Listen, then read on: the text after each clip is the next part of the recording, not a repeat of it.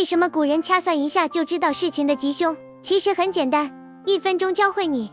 如果你不想知道具体是怎么算的，只想知道答案，可以拖到视频最后，提供了一个工具，能不能找到就看你眼力如何了。掐算的过程是这样的，首先伸出左手，中间3个指头每根手指上有2个节点，从食指下关节这个节点开始顺时针，依次是大安、榴莲、素喜、赤口、小吉、空亡，这是基础，一定要记住。其次，拿出手机看下日历，今天农历是几月几号，一定要看农历，不是正常的公历。比如今天是公历2025年10月23日，对应的农历是农历2025年9月3日。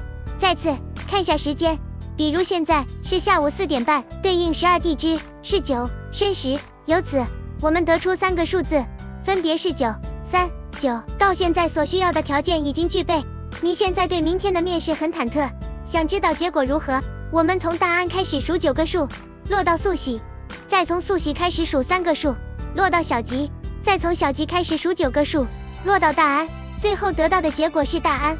大安顾名思义，非常好的结果。大安是世昌，求谋在东方，事务去不远，宅社保安康，新人身未动，病者主无妨，将军回田野，仔细更推详。